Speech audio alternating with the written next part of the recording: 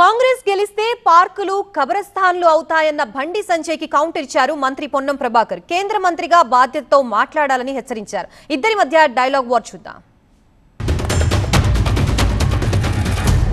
కాంగ్రెస్ గెలిస్తే మీ పార్కులు మీ కమ్యూనిటీలు అన్ని కబరస్థాన్లు అవుతాయి, ఈద్గాలు అవుతాయి, దర్గాలు అవుతాయి, మసీదులు అవుతాయి. ఈయన జుబ్లీతో కాంగ్రెస్ పార్టీ గెలిస్తే ఎంఏ పార్టీ గెలిచినట్టే. ఎంఏ పార్టీ గెలిస్తే ఇవాళ మీ బతుకులు మొత్తం బర్బాద్ అవుతాయి.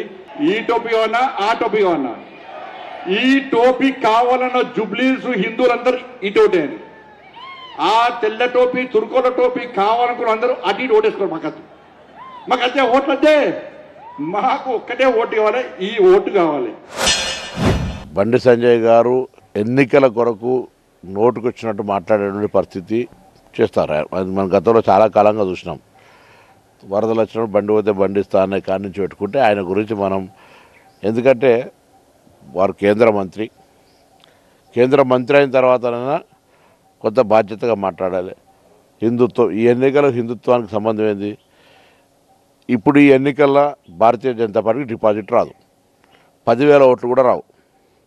అంటే మీ హిందువులంతా మిమ్మల్ని వ్యతిరేకించినట్ట.